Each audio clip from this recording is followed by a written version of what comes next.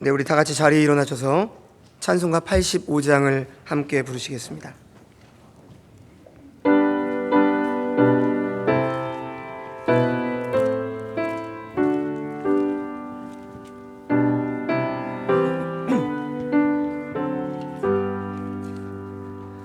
구주를 생각만 해도 이렇게 좋거든. 주 얼굴 배울 때야 얼마나 좋으랴. 만민의 구주 예수의 귀하신 이름을 천지에 읽는 이름 주 비할 데 없도다. 참에게 하는 자에게 소망이 되시고 구하고 찾는 자에게 기쁨이 되신다. 예수의 넓은 사랑을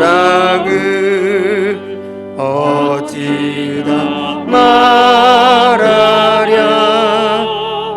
주 사랑 받은 사람만 그 사랑 알도다. 사랑의 구주 예수여 내 기쁨 되시고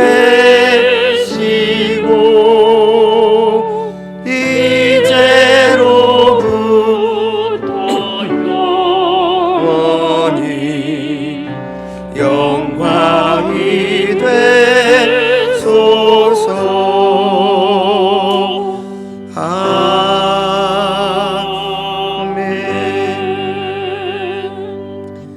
사도신경으로 우리의 신앙을 고백하겠습니다.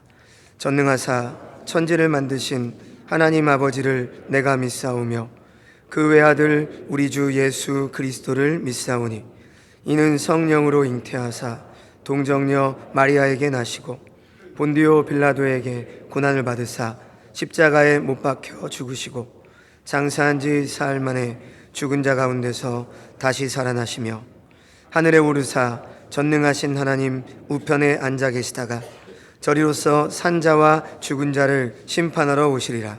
성령을 믿사오며 거룩한 공회와 성도가 서로 교통하는 것과 죄를 사하여 주시는 것과 몸이 다시 사는 것과 영원히 사는 것을 믿사옵나이다. 아멘. 자리에 앉으셔서 찬송 138장을 함께 부르시겠습니다.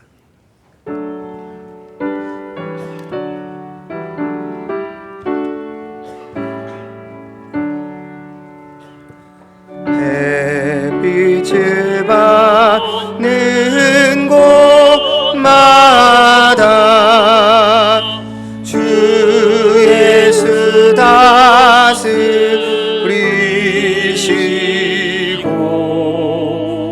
이 세상 끝날 때까지 그 나라와 성하리. 네, 조금만 더 빨리 찬송할게요. 주님을 찬양하면서 간절히 기도드리니 그 기도 향기 되어서 주 앞에서 나라도 다 온 세상 세상 모든 사람들 그 사랑 찬송하도다.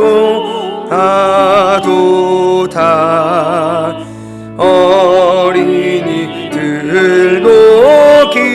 기뻐서 구주를 찬송하도다.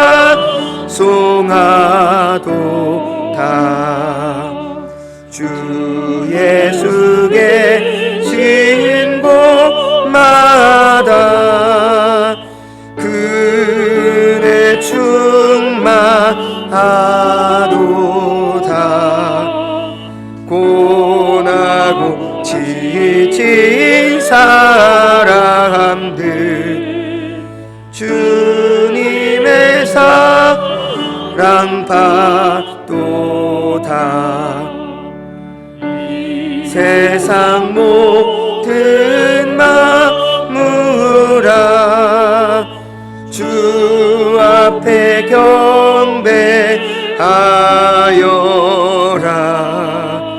저 천군 천사 다 함께 주님을 찬송하여라.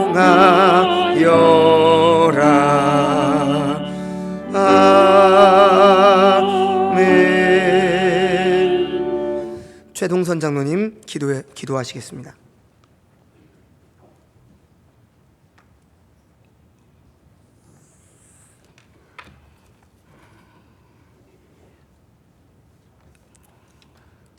항상 저희들에게 겸손과 순종을 주장하시는 하나님 아버지, 오늘 저희들에게 거룩한 주일을 허락하시어 주님의 보좌 앞에 나오게 하시고 경건한 마음으로 주님께 예배드릴 수 있게 하시니 감사합니다. 세상의 모든 근심과 염려를 내려놓고 이 시간 신령과 진정으로 드리는 예배가 되게 하시옵소서.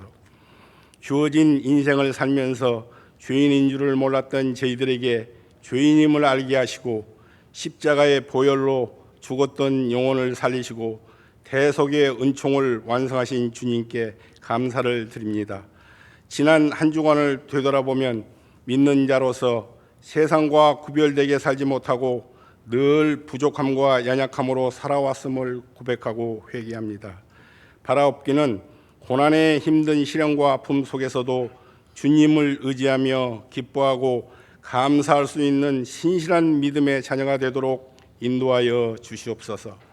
세상이 아무리 삭막하고 강팍할지라도 말씀과 기도로 주님만을 섬기며 주님만을 신뢰하며 오직 믿음으로 승리하게 하시옵소서. 감옥에서도 복음 때문에 기뻐하며 감사할 수 있었던 바울의 믿음을 닮아가게 하시고 살든지 죽든지 자신을 통해 그리스도가 높아지기를 원하는 그런 믿음을 저희에게도 주시옵소서. 지금까지도 주님을 믿는다 하면서도 구원의 확신도 없이 교회만 습관적으로 출석하는 형식적인 기독교인으로 살고 있고 구원은 받았지만 전혀 영적으로 자라지 못한 미성숙한 그리스도인으로 살고 있지는 않았는지 뒤돌아보게 하시고 이제부터 새로운 각오로 영적으로 온전히 거듭나게 하셔서 우리의 삶 속에서 날마다 복음의 빛을 바라며 살게 하시옵소서. 사랑의 하나님 아버지, 이 나라 이 민족을 긍휼히 여겨 주셔서 황무한 이 땅을 변화시켜 주시옵소서. 남북한이 적대 행위를 그치고 자유민주주의 질서 위에서 평화와 번영의 길로 나아가도록 지켜주시고 새롭게 시작한 21대 국회가 국민들을 위하여 일하는 국회로 인도하여 주시옵소서.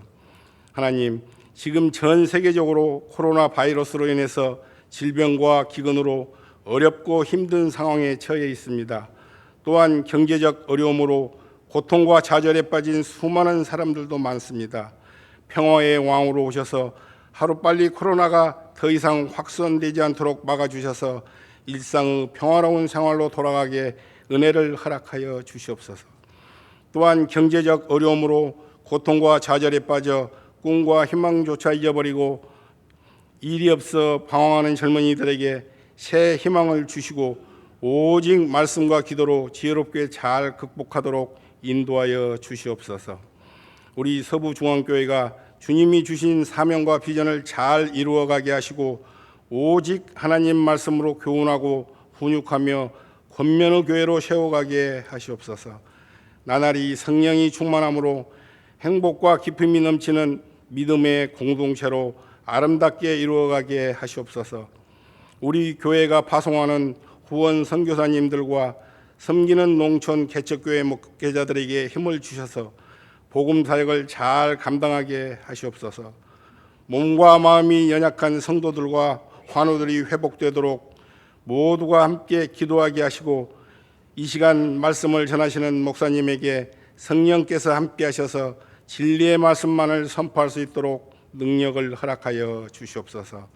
묵묵히 예배를 위해 수고하고 헌신하는 손길마다 하나님이 주시는 은혜와 축복을 누리며 받게 하여 주시고 이 예배의 시작과 끝을 온전히 주님께서 주장하셔서 은혜가 충만한 시간이 되기를 원하오며 우리를 죄에서 구원하신 거룩하신 예수님 이름 받들어 기도드리옵나이다. 아멘.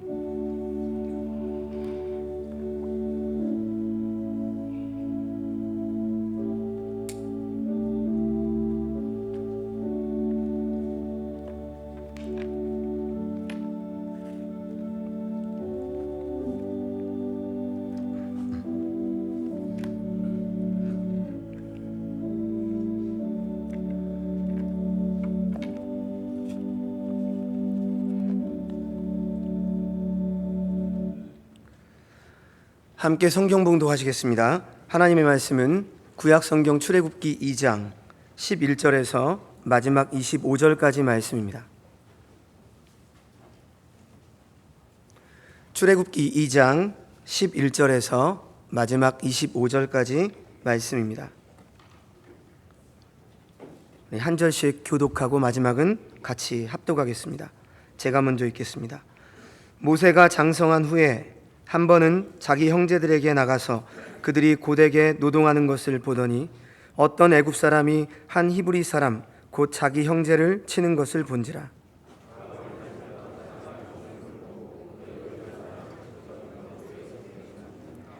이튿날 다시 나가니 두 히브리 사람이 서로 싸우는지라.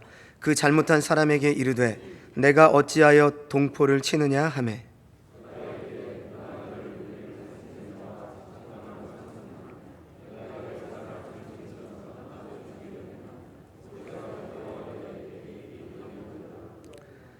바로가 이 일을 듣고 모세를 죽이고자 하여 찾는지라. 모세가 바로의 낯을 피하여 미디안 땅에 머물며 하루는 우물 곁에 앉았더라.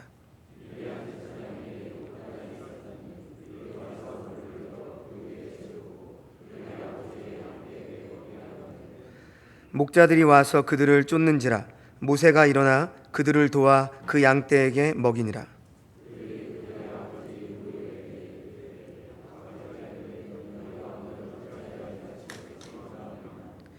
그들이 이르되 한 애굽 사람이 우리를 목자들의 손에서 건져내고 우리를 위하여 물을 길어 양떼에게 먹였나이다.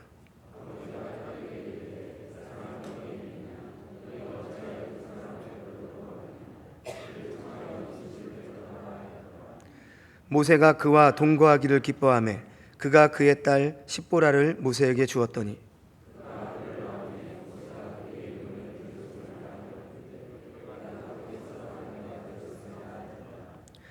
여러 해 후에 애굽 왕은 죽었고 이스라엘 자손은 고된 노동으로 말미암아 탄식하며 부르짖으니 그 고된 노동으로 말미암아 부르짖는 소리가 하나님께 상달된지라.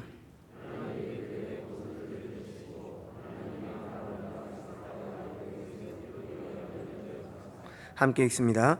하나님이 이스라엘 자손을 돌보셨고 하나님이 그들을 기억하셨더라. 아멘. 송금영 집사님 특송해 주시겠습니다. 특송이 끝난 후에 담임 목사님 나오셔서 말씀 전해 주시겠습니다.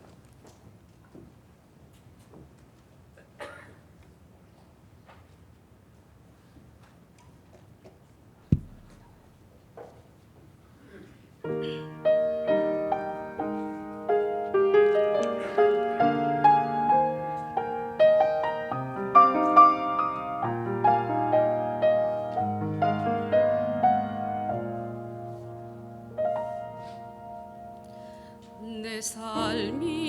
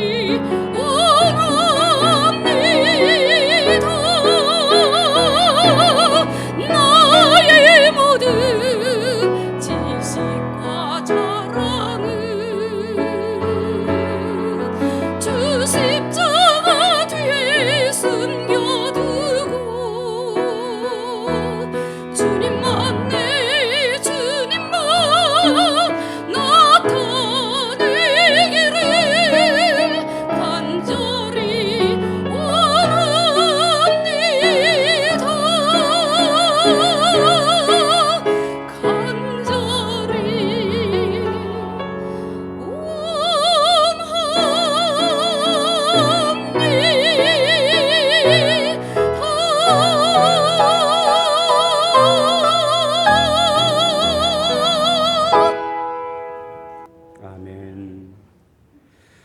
미국의 흑인 인권 운동가 중에 유명한 마틴 루터 킹 목사는 나에게 꿈이 있습니다라는 연설에서 이런 말을 했습니다. 나는 언젠가 조지아의 붉은 언덕에 예전에 노예였던 사람들의 아들들과 예전에 주인이었던 사람들의 아들들이 형제라는 탁자에 함께 앉을 수 있을 것이라는 꿈이 있습니다라고 했습니다. 근데 이 유명한 루터 킹 목사의 꿈의 기초를 제공한 사람이 알렉스 헤일리라는, 여러분도 잘 아는 뿌리라는 소설을 쓴 사람입니다. 우리나라에도 드라마가 방영된 적이 있었죠. 이 헤일리는 이 루터 킹의 꿈이 이루어지기 위해서는 먼저 흑인들이 노예의식에서 벗어나야 된다, 자존감을 회복해야 된다라는 것을 인식했습니다. 그래서 우리들의 뿌리가 어디냐?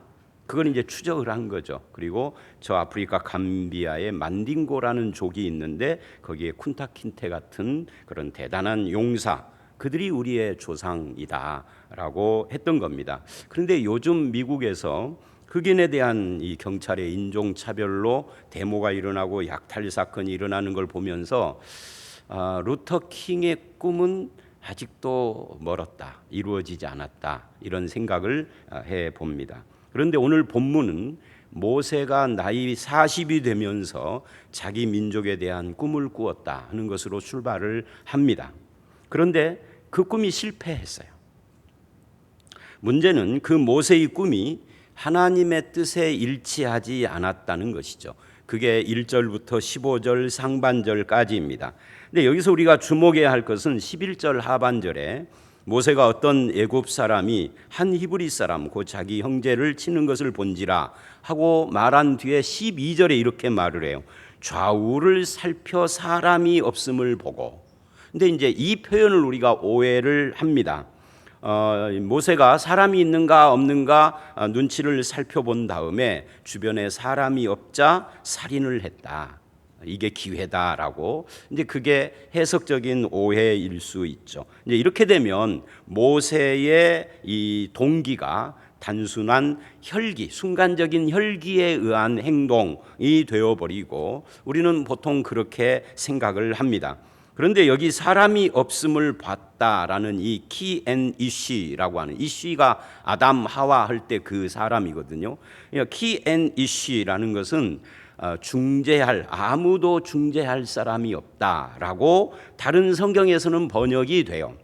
똑같은 표현이 이사야 55장 한번 우리가 읽어보도록 하겠습니다. 이사야 55장 15절 하반절에서 16절 상반절에도 나오는데 우리 화면을 보면서 읽겠습니다. 시작. 여호와께서 이를 살피시고 그 정의가 없는 것을 기뻐하지 아니하시고 사람이 없음을 보시며 중재자가 없음을 이상히 여기셨으므로 자기 팔로 스스로 구원을 베푸시며 자기 공의를 스스로 의지하사 이 정의가 없는 세상을 살아가는 자기 백성을 보시며 하나님께서 한탄했다는 거예요. 사람이 없음을 보시며, 이게 키 앤 위시예요. 그런데 그것을 그 다음에 이렇게 말을 합니다. 중재자가 없음을 이상히 여겼다. 이상히 여겼다라고 하는 이 사맴이라는 말은 황폐하다, 버려지다, 즉 하나님의 마음, 이상하다. 야, 이상하다, 왜 중재자가 없지? 이게 아니라 중재자가 없음으로 하나님의 마음이 극도로 상했다, 그런 말이에요. 그래서 어떻게 했느냐? 그 다음에 이렇게 말을 합니다. 하나님께서 중재자가 없고 사람이 없는 걸 보고 자기 스스로 중재자가 되어서 구원을 베푸시기로, 자기 공의를 스스로 의지하기로, 세상에 공의가 없고 긍휼이 없는 걸 보고 그렇게 하셨다. 이게 이사야가 하는 말입니다. 이게 출애굽교 같은 이야기예요. 그런 의미에서 하나님은 냉정한 분이 아닌 거죠. 정의가 없는 세상을 보면서 마음이 상하고 찢겨질 정도로 사람과 세상의 그 어두운 현실을 탄식하고 괴로워하며 개입하시기를 원하는 그런 분이다. 그래서 그 마지막 결과가 뭐냐면 자기 스스로 중재자가 되시기로 결단했는데 그게 예수 그리스도죠. 물론 예수님 오시기 전에도 하나님께서 그런 역사를 하셨지만 이 최종적인 이 가장 빛나는 순간이 예수 그리스도다 그 말. 자기 스스로의 공의를 의지하셔서 이 세상을 긍휼히 여기신 그 가장 클라이막스 부분이 십자가다, 그런 말이에요. 문제는 오늘 본문은 모세에 대해서도 같은 표현을 사용하고 있다는 것입니다. 그러니까 모세 나이 40일 어느 날 힐끔힐끔 주변을 살피다가 살인을 하기에 딱 안성맞춤이구나, 아무도 없구나, 여기 오늘날로 말하면 CCTV도 없네, 그래서 살인을 했다는 것이 아니다 그 말이죠. 반대로 모세의 마음에는 우발적인 것이 아니라 이미 마음속에는 계획이 있고 꿈이 있었다는 거죠. 학대받는 자기 동족들을 긍휼히 여기는 마음.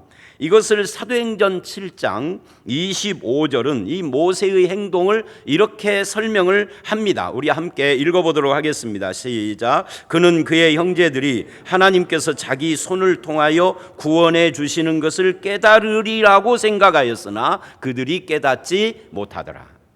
이게 모세의 마음인 거죠. 지금 이 오늘 본문 상황이에요. 이게 모세에게 꿈이 생긴 겁니다. 그래서 학대받는 백성들을 구원할 용기와 열정이 나에게 있다 하는 것을 동족들에게 보여주고 싶었던 겁니다. 호응을 할 줄 알았던 겁니다. 근데 좌절이 됐습니다. 그게 오늘 본문 13, 14절이죠. 모세는 히브리 사람들과 연대를 갖고 지도자가 되고 싶었어요. 근데 히브리 사람들은 모세의 폭력적인 방법을 거부한 겁니다. 누가 너를 우리를 다스리는 자와 재판장으로 삼았느냐 하고 거부합니다. 결국 모세는 두려워하여 이 일이 탄로났다. 여러분, 우발적인 상황이라면 모세가 왕자기 때문에 별 문제가 없는 거예요. 이놈이 나한테 막 달려들고 사람들을 함부로 쳐서 내가 혼 좀 내주려다가 어쩌다가 죽었습니다 하면은 되는 건데, 왕자니까. 그런데 탄로났다라는 표현은 그게 아니다는 이야기죠. 그래서 도망가요. 우리는 이 본문에서 하나님의 뜻은 폭력으로 폭력을, 불의로 불의를, 악으로 악을 해결하는 것이 아니다는 성경의 대원칙을 또 만나게 됩니다. 우리도 하나님이 아닌 인간의 꿈과 방법을 하나님의 뜻과 방법으로 포장하지 말아야 하는 것이 여기에 있어요. 하나님은 인간의 꿈과 때와 방법으로 역사하지 않는다. 그러므로 우리가 해야 할 것이 뭐냐? 내 꿈, 내 방법이 아니라 하나님의 뜻, 하나님의 때, 하나님의 방법을 배워가는 거예요. 거기에 순종하는 삶을 사는 거예요. 그래서 이제 그 다음 15절 하반절서부터 22절이 있는 거죠. 미디안 광야에서의 40년입니다. 하나님은 모세에게 새로운 삶을 훈련시킵니다. 미디안 광야의 우물 곁에 앉아 있다가 미디안 제사장인 루엘, 이 루엘이라는 사람이 이름이 3개나 돼요. 이드로라고도 부르고요, 사사기에 보면 호밥이라고도 합니다. 물론 학자들은 약간의 해석 차이가 있지만 대체적으로는 동일인이라고 그래요. 그러니까 이름이 3개 있고 이건 중요한 건 아니고요. 이 이드로, 루엘의 7딸을 만납니다. 그리고 우연히 그녀들이 사나운 목자들에게 괴롭힘 당하는 것을 보고 구원해 줍니다. 도와줍니다. 근데 딸들이 그것을 자기 아버지에게 말을 합니다. 19절을 보시면 이렇게 말을 하죠. 한 애굽 사람이 우리를 목자들의 손에서 건져내고, 이 건져내고의 밑줄을 하십시오. 이때 17절을 보면은 도왔다는 말이 나와요. 이게 야사라는 말인데 구원하다는 뜻이에요. 해방과 자유를 말하는 겁니다. 19절에 건져냈다에도 밑줄을 하시고 17절에 도왔다에도 밑줄을 하시는데 두 단어는 달라요. 앞에는 17절은 야사, 구원한다고, 19절은 나찰인데 건져내다, 낚아채다예요. 생명을 회복하다, 되찾다. 그러니까 단어는 달려도 유사한 뜻을 가지고 있는 거죠. 결국 모세는 생명을 건지는 구원자가 됐습니다. 생명을 죽이는 방법으로 시작한 모세가 생명을 건지는 자가 되고 있는 거죠. 그것을 감사하는 루엘이 자기 딸 십보라를 모세에게 줍니다. 이 십보라의 이름이 재미있어요. 작은 새예요.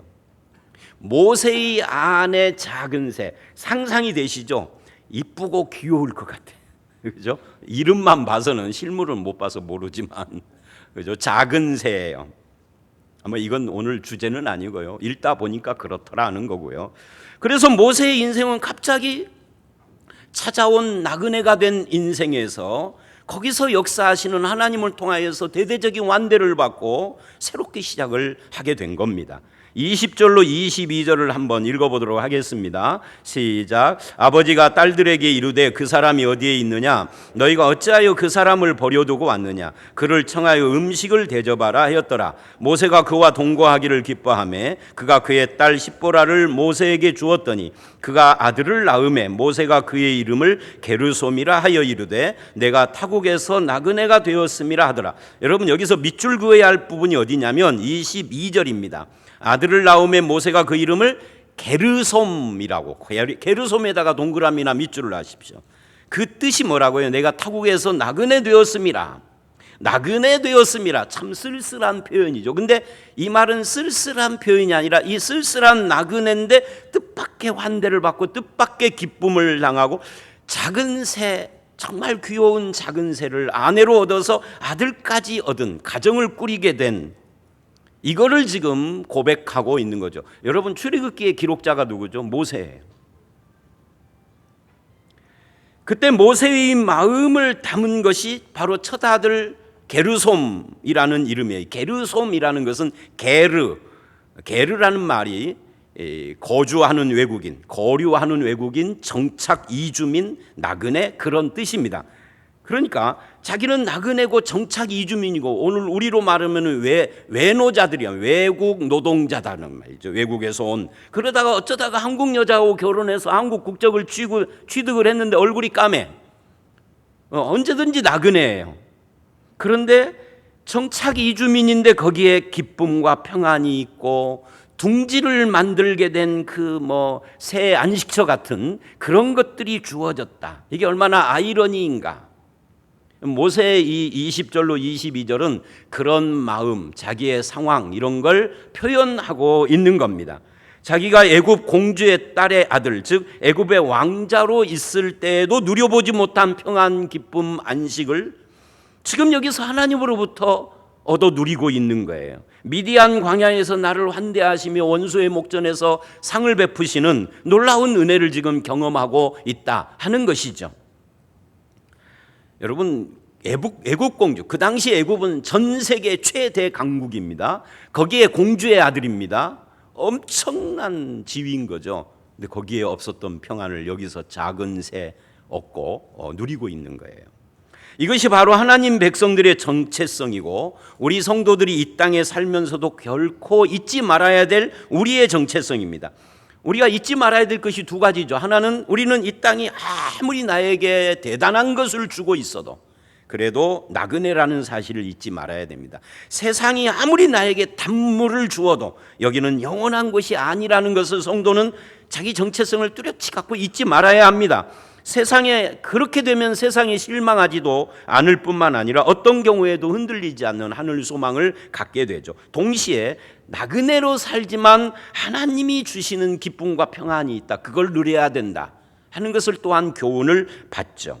세상은 나를 외면해도 하나님은 나를 환대하시고 그것을 통하여서 감사와 영광을 돌리고, 이게 신자의 삶이지 않겠습니까? 저는 오늘 설교를 여기까지는 서론처럼 생각하고 그 다음 23절 이하를 중점적으로 말하려고 그래요, 사실은. 그러나 내용은 맞닿아 있습니다. 23절 이하를 읽으면서 이런 생각이 들어요. 왜 이게 여기에 나왔지? 22절까지 끝나고 3장으로 바로 넘어가도 아무 상관이 없는, 그러니까 23절로 25절로 없어도 괜찮은, 아니 더 정확히 말하면 1장 부분에 있어야 할, 서론 부분쯤에 있어야 할 내용처럼 보인다 그 말이에요. 그런데 이것은 그럼 어떤 의미이냐? 지금 이 상황, 자기가 도망갔고 하나님은 아무것도 안 하는 것 같은 이 상황에 대한 기록자 모세의 나레이터 같은 거예요. 즉 설명이다 그 말이에요. 그래서 이게 중요한 핵심이에요. 22절까지는 이거는 일종의 스토리에 해당된다면 23절 이하는 그것을 해석하는 거죠.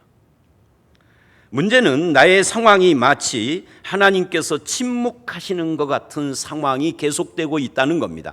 가정의 행복도 이제 얻었지만 그렇다 해서 민족을 생각하면 하나님은 아무것도 하지 않는 것 같아요. 출애굽기 1, 2장의 최대의 특징은 하나님이 직접적으로 언급되지 않고 있다는 겁니다. 요셉을 모르는 새 왕이 나오고 하나님의 백성이 학대당하며 고통하며 신음하는데도 하나님은 오랜 세월 침묵만 하십니다. 그 오랜 세월이 400년이 됐어요. 어마어마한 거죠. 그리고 모세가 사람을 죽이고 미디안으로 피신하는 상황에서도 하나님은 침묵하십니다. 그리고 또다시 40년이 흘러요. 40세의 모세가 80이 되는데도 하나님은 아무 반응이 없으십니다. 여러분 같으면 어떻게 할 것 같아요? 믿어도 소용없네. 그리고 교회 떠나는 사람도 사실은 개 중에 있습니다. 그래서 이런 하나님의 침묵은 인간에게 그 자체가 고통이 될 수 있습니다. 그런데 이사야 45장과 이사야 28장을 보면 여러분 이사야 45장 15절 우리 화면에서 함께 읽어보도록 하겠습니다. 시작. 구원자 이스라엘의 하나님이여 진실로 주는 스스로 숨어 계시는 하나님이시니이다. 하나님의 침묵을 다뤄요, 이사야가. 근데 이사야 28장 21절은 그 하나님의 침묵의 이유를 설명합니다. 이게 중요해요. 한번 읽어보도록 하겠습니다. 시작. 대저 여호와께서 브라심 산에서와 같이 일어나시며 기브온 골짜기에서와 같이 진노하사 자기 일을 행하시리니, 여러분 하나님이 자기 일을 행하는데 그 일이 어떤 일이라고요? 그 일이 비상할 것이며, 이 비상할 것이며가 중요합니다. 여러분 제가 미처 찾을 시간은 못 드렸지만 여기다 메모했다가 나중에 여기다 밑줄을 하십시오. 비상할 것이며, 언젠가 수요일 날이 이제 40장 이후에 설교를 할 때 또 언급을 하겠습니다만은 수요일 날 안 오시는 분들이 많으니까 이 비상하다 할 때 안일비 생각상, 그러니까 우리 생각을 뛰어넘는 상식을 완전히 깨고 개입하시는 하나님의 일이라는 거예요. 그러면서 그 다음에 이렇게 말을 합니다. 비상할 것이며, 다음 시작. 자기 사역을 이루시리니 그 사역이 뭐 할 것이라? 기이할 것이라. 비상하고 기이하다. 너무나 우리 생각을 초월하는 기이한 방법으로, 신기한 방법으로 역사하시는 하나님이다. 그것이 침묵으로 우리는 느껴진다는 거죠. 근데 침묵이 아니다는 거예요. 그래서 이사야가 이걸 보고 놀라서, 야, 하나님은 침묵하시는 것 같은데 역사하고 계시는구나, 이렇게 이야기를 지금 하고 있는 거예요. 하나님은 침묵만 하시는 것 같은데 뭐가 그렇게 신기하고, 침묵만 하시는 하나님이 어떻게 구원을 이루시는 하나님이라는 말입니까? 그게 이제 오늘 본문 출애굽기로 다시 돌아오면 그 대답이 바로 23절로 25절입니다. 우리가 읽으시면서 24절과 25절에 4개의 단어를 주목을 해야 합니다. 자, 23절 읽어봅니다. 시작. 여러 해 후에 애굽 왕은 죽었고 이스라엘 자손은 고된 노동으로 말미암아 탄식하여 부르짖으니 그 고된 노동으로 말미암아 부르짖는 소리가 하나님께 상달된지라. 그 하나님이 그들의 고통을 들으시고 하나님이 아브라함과 이삭과 야곱에게 세운 그의 언약을 기억하사 하나님이 이스라엘 자손을 돌보셨고 하나님이 그들을 기억하셨더라. 여러분 23절을 보면 이스라엘 자손이 4가지로 고통하고 탄식하며 부르짖을 때 24절 하나님도 4가지로 역사하십니다. 그건 이제 도표로 제가 그려봤는데 한번 보십시오. 이스라엘이 4가지 부르짖습니다. 고된 노역에 따르는 육체적인 고통으로 부르짖고, 근데 하나님은 그때 24절 그 고통 소리를 들으시고 개입을 하십니다. 또 23절 그들은 부르짖습니다. 누구에게 부르짖었을까요? 대답하지 마십시오. 왜냐하면 기독교인들은 누구에게 부르짖었? 하나님께요. 회개요, 기도요, 이렇게 대답을 전형적으로 합니다. 근데 이 정형적인 그런 대답이 안 맞을 때 많아요. 이 본문은 하나님께 부르짖었다는 표현이 전혀 안 나옵니다. 부르짖는 건 다 하나님께 하는 것이 아니에요. 쉽게 해석하면 안 됩니다. 삶이 너무 힘들어서 그냥 부르짖는 거예요. 탄식, 말하자면 절규하고 있는 거죠.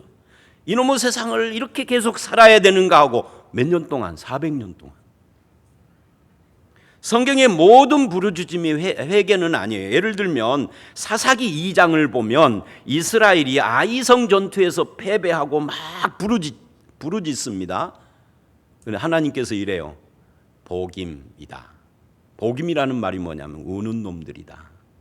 울지 마라 하는데 운다 그 말이에요. 하나님께 부르짖는 것이 아닙니다. 왜? 저들은 울기만 하지 돌아서지는 않아요. 울었는데 회개는 안 해요. 울음이 회개는 아닙니다. 눈물이 그 다음 멀레니까 제가 갑자기 우스워져서요. 사랑의 씨앗은 아닙니다. 그런데 24절을 보면 하나님이 그들을 그 부르짖음을 하나님을 향한 것이 아닐지도 모르는데 들어주시는 이유가 부르짖었기 때문이 아니라 그 언약을 기억하셨기 때문이다.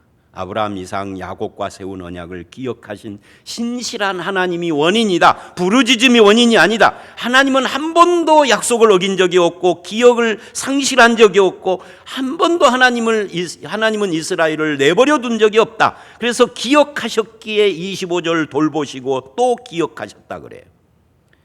그래서 이제 다시 23절을 보면 속박에서 해방을 원하는 부르짖음이고 상처 입은 사람의 고통 소리고 그러는데 25절을 보면 돌보셨다라는 말인데 여기다 밑줄을 놔십시오. 지난번 설교에서 제가 이거 설명을 했어요. 로이라는 단어인데 창세기 16장 13절을 보면 하갈이 사라의 이 핍박 때문에 광야로 도망갔다가 하나님을 만나요. 그리고 이렇게 고백을 합니다. 로이의 하나님, 나를 살피시고 공급하시는 하나님이다. 그 단어예요. 돌보셨다는 말이 나를 살피고 공급하신다. 그리고 마지막으로 25절 끝에 보면은 그들을 기억하셨더라. 이게 킹 제임스 버전에서는 주목했다, NIV에서는 걱정하셨다라고 번역을 했는데 원문에는 24절의 기억하고는 뚜렷이 다른 단어예요. 이것은 그냥 하나님이 아셨다는 거예요. 자, 인간은 항상 내가 정성을 들였고 내가 내 소중한 것을 바치고 충성을 다했으며 기도하고 부르짖었다라는 걸 강조합니다. 이게 인간의 습성입니다. 내가 주의를 한 번도 안 어겼습니다. 이게 인간이 내세우는 거예요. 근데 성경은 하나님이 무엇을 하셨느냐에 초점을 맞춰요. 네가 무엇을 했느냐는 주제가 아니에요. 하나님이 들으시고 하나님이 기억하시고 하나님이 돌보시고 하나님이 다 하셨다는 거예요. 우리는 내가 부르짖었다는 걸 강조하는데 성경은 하나님이 들어주셨다는 걸 강조합니다.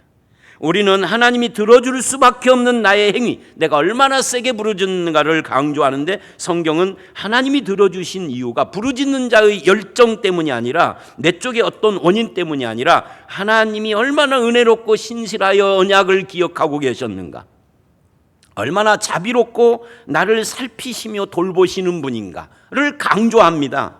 그래서 하나님이 아셨다는 것도 지식을 말하는 게 아니에요.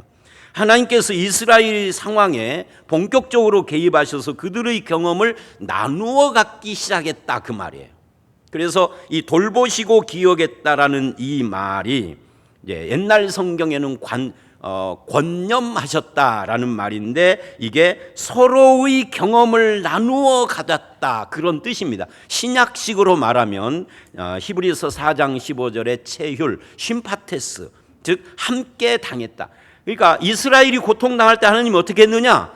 그 고통 주고 학대하는 놈을 군밤 준 것이 아니라 고통당하는 현장에 그들과 함께 했다 그 말이에요. 함께 고통을 나누어 지고 있다 그 말입니다. 하나님께서 그 이스라엘이 현실에서 오는 고통스러운 마음과 무거운 짐과 질병과 어두움과 온갖 인생의 절망과 문제들을 함께 나누어 지시고 그리고 내 인생에 동참하셔서 내 인생을 함께 걸어가시는, 이게 뭐예요? 이게 하나님의 역사의 방법이었다는 거죠.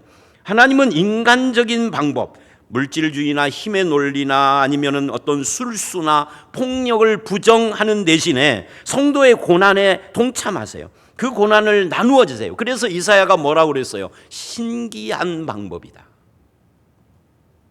비상한 방법이다. 내가 이해할 수 없는.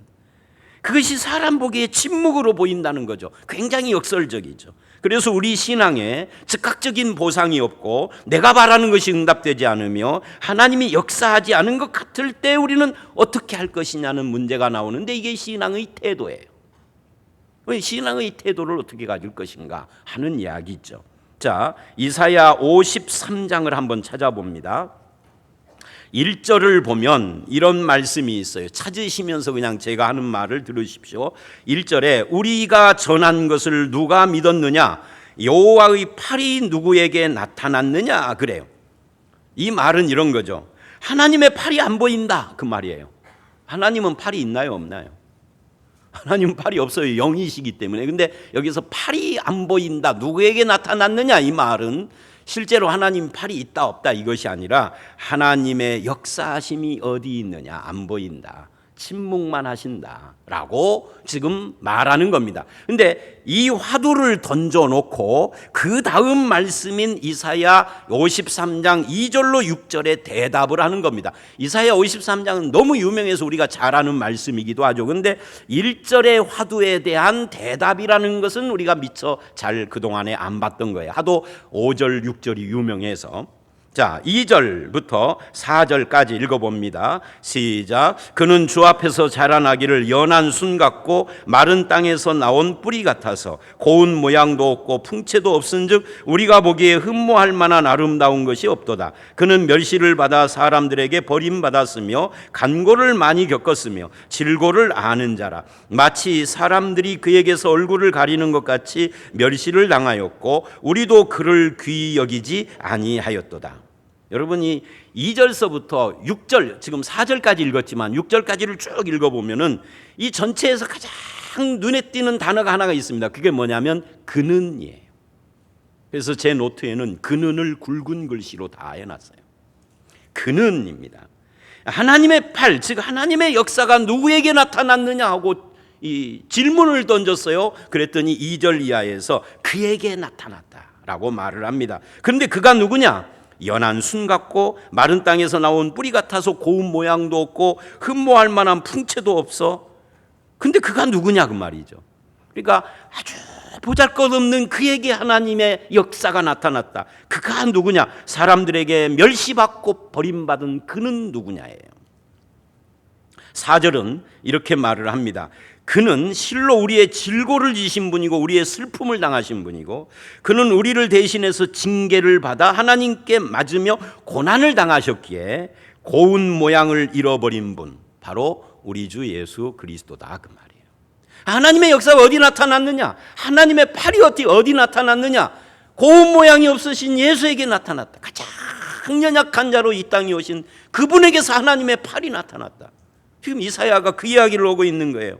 5, 6절 어떻게 나타났는가입니다. 읽어봅니다. 시작. 그가 찔림은 우리의 허물 때문이요 그가 상함은 우리의 죄악 때문이라. 그가 징계를 받음으로 우리는 평화를 누리고 그가 채찍에 맞음으로 우리는 나음을 받았도다. 우리는 다 양 같아서 그릇 행하여 각기 제 길로 갔거늘 여호와께서는 우리 모두의 죄악을 그에게 담당시키셨도다.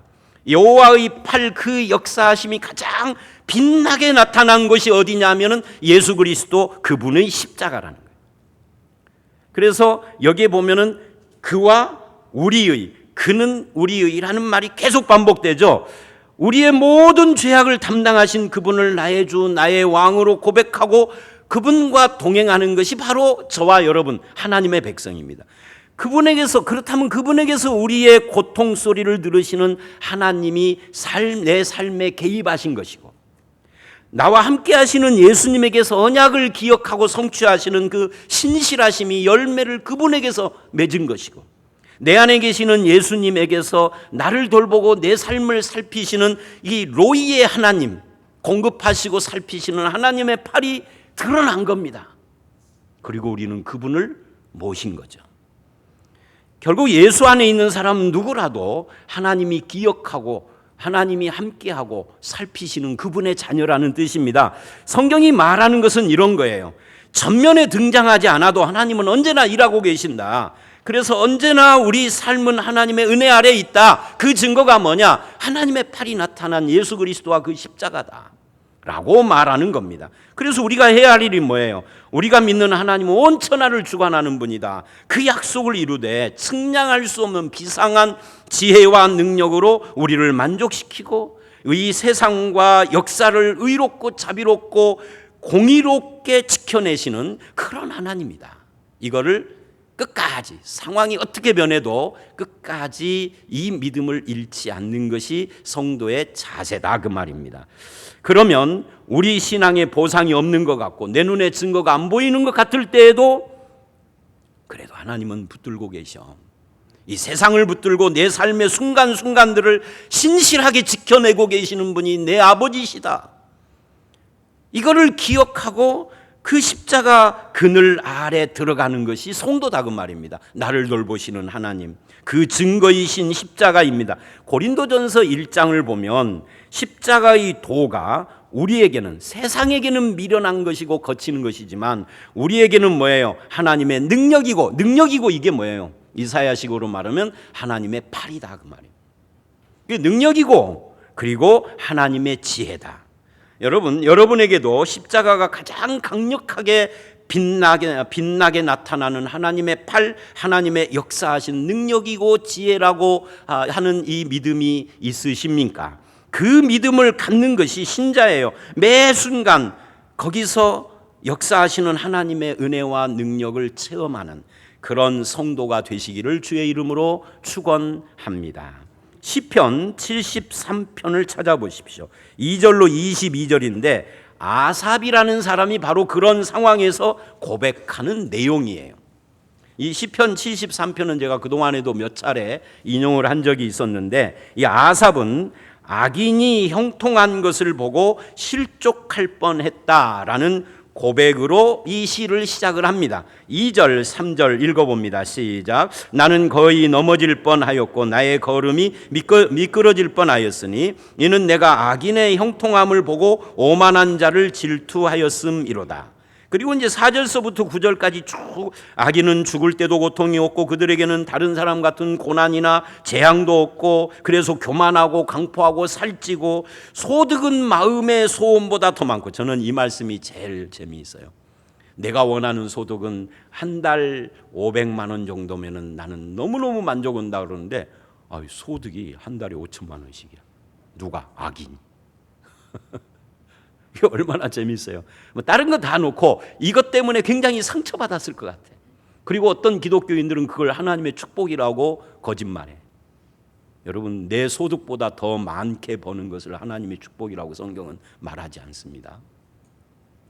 내가 원하는 것보다 더 잘 되는 것을 축복이라고 성경은 말한 적이 없습니다. 지금 악인의 이야기예요. 그래서 거만하게 말을 하고 입은 하늘에 두었다는 것은 하나님 앞에 망령된 말을 함부로 온다는 말이에요. 그래도 잘 살기만 해요. 저주를 안 받고. 그래서 10절 12절까지 읽어봅니다. 시작. 그러므로 그의 백성이 이리로 돌아와서 잔에 가득한 물을 다 마시며 말하기를 하나님이 어찌 알랴? 지존자에게 지식이 있으랴 하는도다. 볼지어다 이들은 악인들이라도 항상 평안하고 재물은 더욱 불어나도다. 말하자면 이런 상황을 보면서 사람들은 하나님은 없다, 있어도 알지도 못하는 신일 뿐이다라고 부정한다는 거예요. 13절 보십니다. 시작. 내가 내 마음을 깨끗하게 하며 내 손을 씻어 무죄하다 한 것이 실로 헛되도다. 이게 무슨 말이냐면 내가 예수 잘 믿은 것이 헛짓이다, 그 이야기예요. 하나님 잘 믿어봤자 소용없다. 왜? 하나님 안 믿는 사람이 훨씬 더 잘 되는데, 더 평안한데 나는 맨 지지리 공상이고. 그런데 17절로 20절에 이 아삽의 신앙이 반전을 일으킵니다.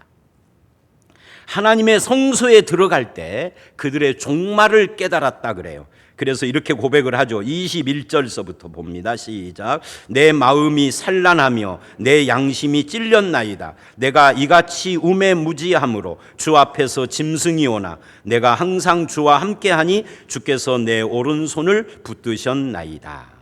자기 마음이 산란하며 양심이 찔렸다 그러는데 이 양심의 동그라미라 하십시오. 이게 옛 성경에는 양심이 아니라 심장이라고 되어 있어요. 내 심장이 찔렸나이다. 왜냐하면 자기가 무지몽매한 짐승 같았기 때문에. 주님은 지금도 내 오른손을 붙드시는 분인데 짐승 같은 나는 무지해서 그것을 모르고 바보같이 오해하고 실족할 뻔했다는 거예요. 신앙이 헤맸다 그 말이에요. 사랑하는 성도 여러분, 하나님의 최고의 신비가 여기에 있어요. 우리는 현실 속에서 고통당할 때 내가 믿는 하나님 어디 계십니까? 왜 그 팔이 안 보입니다? 라고 부르짖습니다. 그래도 하나님이 도와주시는 것을 느끼지 못하거나 문제가 해결되지 않으면 믿음의 실족에서 다 소용없다 그럽니다. 이것을 아삽은 내 마음이 산란하여 내 양심, 심장이 찔렸다라고 고백을 하는 겁니다. 그런데 우리 주 하나님은 내 죄와 불신앙 때문에 실제로 심장이 찔린 분이에요. 그죠?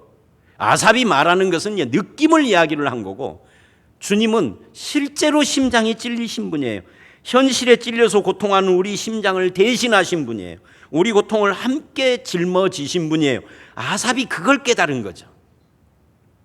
그러면서도 주님은 끝까지 침묵하고 잠잠하시는데, 그것이 이사야 53장 7절입니다. 읽어봅니다. 시작. 그가 곤욕을 당하여 괴로울 때도 그의 입을 열지 아니하였으며 마치 도수장으로 끌려가는 어린 양과 털 깎는 자 앞에서 잠잠한 양같이 그의 입을 열지 아니하였도다. 이 하나님의 침묵이 우리의 구원을 위하여서, 우리 구원에 동참하는 모습으로 나타난 이 하나님의 십자가, 예수님의 십자가를 생생하게 묘사하는 거예요. 그래서 영국의 작가고 역사가고 교수고 그러면서 평신도였던 C.S. 루이스, 우리 교회에서 이 성경 공부 때 책 읽기로 이분 책 읽잖아요. 이 C.S. 루이스가 아주 20세기의 유명한 분입니다. 기독교에.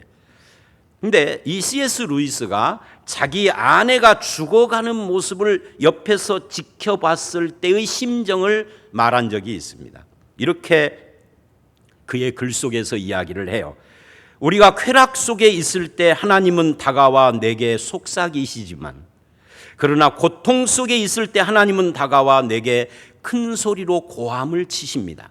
그래서 고통은 하나님의 메가폰입니다. 이렇게 말을 했어요. 아내가 죽어가는 모습을 보고 깨달은 거예요. 고통은 하나님의 메가폰이라고. 하나님은 저와 여러분이 고통당할 때 그 심장이 찔려 터지는 소리를 내는 거죠. 메가폰입니다. 그게 십자가입니다.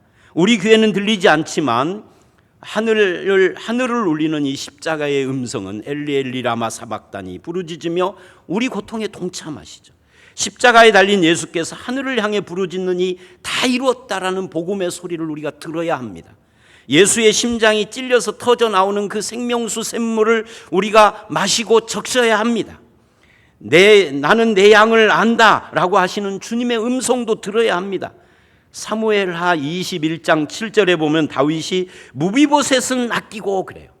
사울의 손자들을 다 죽여라 하고 백성들이 난리를 칠 때 무비보셋을 아꼈다. 이는 내 아들이라. 자기 친구 아들이죠. 이는 내가 택한 내 백성이라. 십자가의 핏값으로 산 내 자녀라. 그에게 손대지 말아라. 비록 그가 애굽 세상에 옷을 걸치고 있지만, 그래서 지금 고난을 당하고 있지만 내가 생명을 주고 바꾼 내 자녀라. 그 영혼에 손대지 말아라. 좀 하나님이 그러신다는 거예요. 그렇다고 해서 고난의 현실이 바뀐 건 아닌데, 이게 하나님의 마음. 하나님은 그렇게 역사하고 계시다가 어느 날 구원자를 세우는데 그게 모세인 거죠. 너무 늦게 세우는 것 같죠. 80에. 그건 이제 3장 이야기입니다. 자, 이거를 믿는다면 이제 우리는 어떻게 해야 합니까? 보통 우리는 모세가 애굽 사람 죽인 사건을 믿음이 없어서 혈기를 부리다가 실패한 것이라고 합니다. 그러나 히브리서 11장을 찾아봅니다. 11장 23절이 아니라 23절은 모세의 어머니, 아버지 이야기고요. 24절로 26절을 봅니다.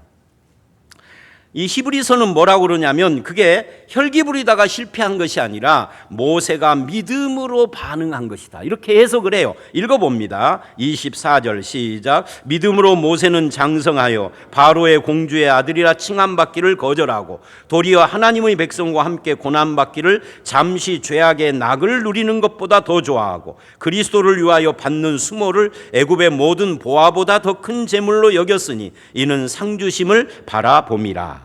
여기서도 믿음으로 해요. 모세는 믿음으로 무엇보다 더 좋아하고 무엇보다 더 큰 것으로 여기는 믿음을 가졌다. 그게 뭐예요? 몇 가지가 나오죠. 바로의 공주의 아들이라 칭함받는 것과 그 애굽의 영광을 포기하고 거절했다. 여러분, 일부 학자들 중에는 이 출애굽기 2장과 이 히브리서의 모세 이야기를 이렇게 해석을 합니다. 이 당시에 바로에게는 아들이 없었다고요.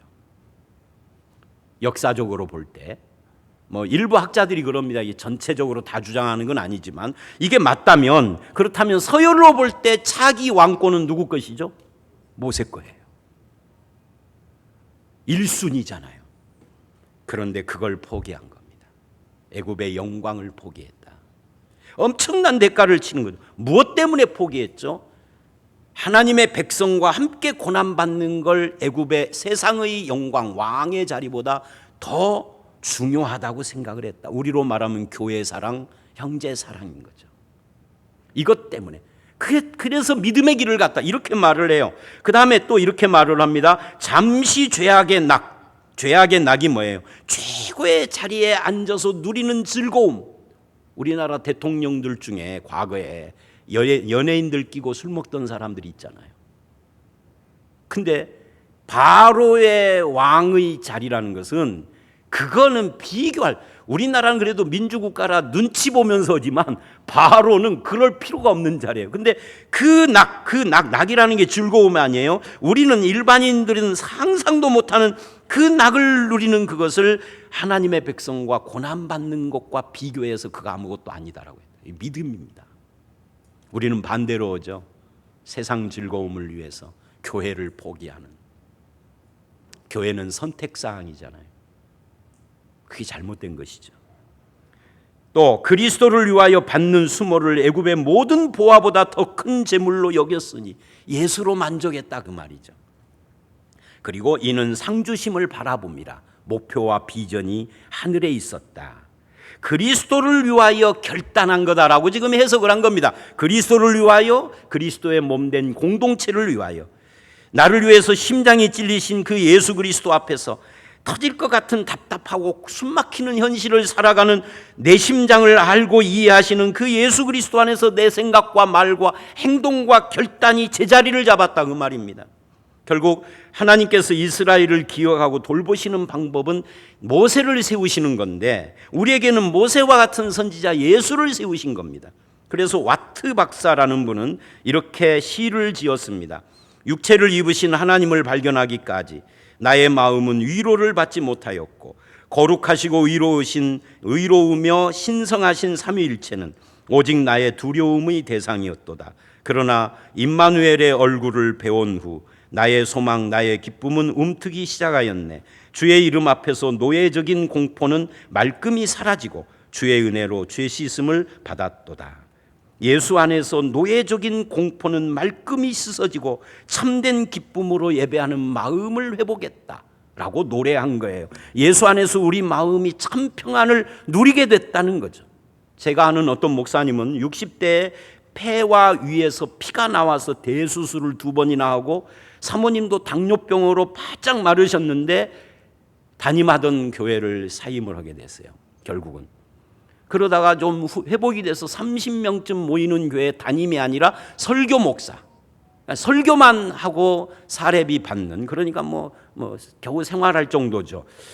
그런 곳에서 이 사역을 했습니다. 그래서 제가 질문을 했어요. 목사님 어떻게 지내세요? 요즘 괜찮으세요? 그랬더니 이래요, 그분이. 노 목사, 난 요즘 참 감사해.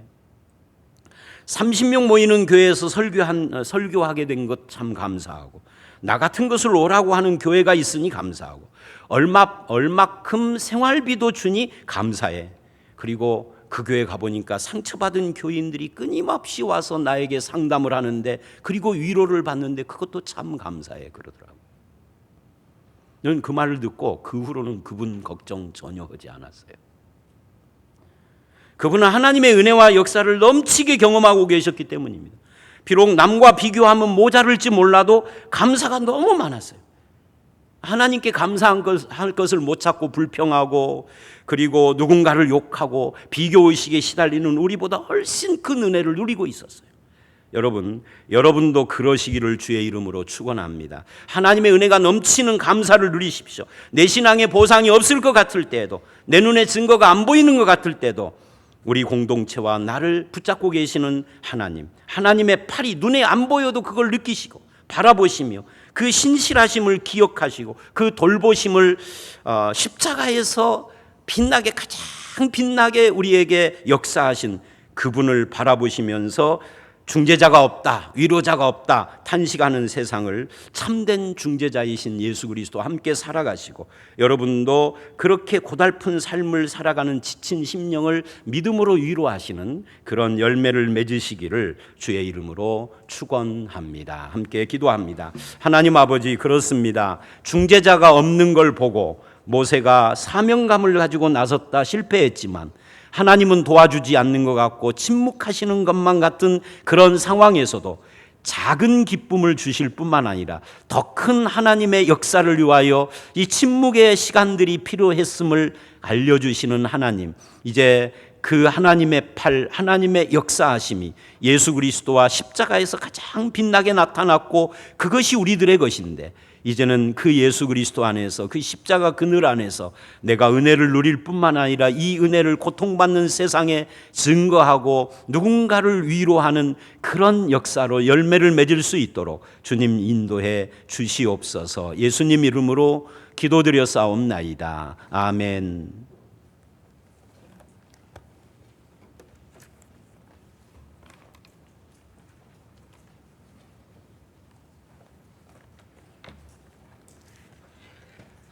찬송가 291장 함께 찬송하시면서 헌금 봉헌하겠습니다.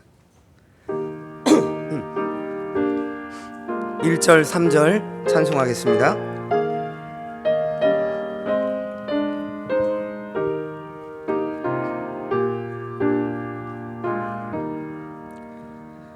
외롭게 사는 이 그 누군가 맘 아파 헤매는 그대로다. 십자가 형틀에 너 위에 하나님 독생자 왜 잊었나. 오직 주 예수님 널 돌보신다. 오직 주 예수님 널 사랑해. 손잡아 내 길 인도하시는 사랑의 주 예수 오 하나님. 사막을 이기신 능력의 주 내 곁에 늘 계심 왜 모르나. 주 말씀 따라서 사는 이 누구나 외롭지 않으며 즐거우리. 오직 주 예수님 널 돌보신다. 오직 주 예수님 널 사랑해. 손잡아 내 길 인도하시는 사랑의 주 예수 오 하나님. 교회 소식을 말씀드리겠습니다. 다음 주 예배 시간 안내가 나와 있습니다. 1부 9시는 3지역이고요. 2부 오전 11시 4지역입니다. 그리고 3부 오후 2시는 1지역과 2지역입니다. 예배당 입장할 때에는 발열 체크 및 출입 명부를 반드시 작성해 주시고 예배 시간에는 마스크를 착용해 주십시오. 좌석도 지정된 자리에 앉아 주시고 악수를 하거나 가까이에서 마스크를 벗고 대화하는 것은 삼가해 주시기 바랍니다. 세례와 성찬식을 다음과 같이 안내합니다. 학습 세례, 유아 세례, 입교에 해당되시는 분들은 안내석에서 문답지를 가져다가 공부하시기 바랍니다. 해당이 되시는 분들은 오늘까지 사무실에 신청해 주십시오. 세례 교육은 비대면 영상 교육으로 합니다. 단톡방을 만들었는데요. 그 신청하신 분들에게 단톡방을 통해서 영상 주소를 링크해서 보내드릴 예정입니다. 또 문답은 이번 주 토요일 20일 날 저녁 7시에 본당 4층에서 있습니다. 그리고 학습세례, 유아세례 입교식은 다음 날인 21일 11시에 2부 예배 시간에 하게 되겠습니다. 그리고 성찬식은 그 다음 주 6월 28일 주일 예배 시간에 있습니다. 매일 성경 7, 8호로가 나왔습니다. 구입하셔서 묵상의 삶을 사시기 바랍니다. 그리고 오늘부터 폐회송이 찬송가 57장으로 바뀌었습니다. 바이러스 감염병 백신과 치료제가 속히 개발되도록 함께 기도해 주시기 바랍니다. 그리고 다음 주 예배 안내위원은 주보를 참조해 주시기 바랍니다. 우리 새로 등록하신 교우분이 계십니다. 한진수 집사님, 그리고 조승란 우리 집사님, 우리 잠깐 자리에 한번 일어나 주시겠습니까? 네, 우리 박수로 환영하도록 하겠습니다.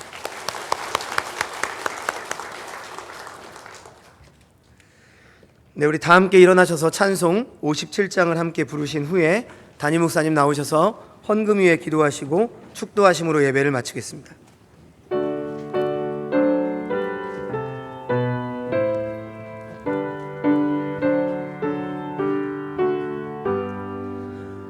오늘 주신 말씀에 새 힘 얻어서 세상으로 나가서 살아갈 때에 나 혼자 힘으로 늘 부족하오니 주여 나를 도우사 승리하게 하소서.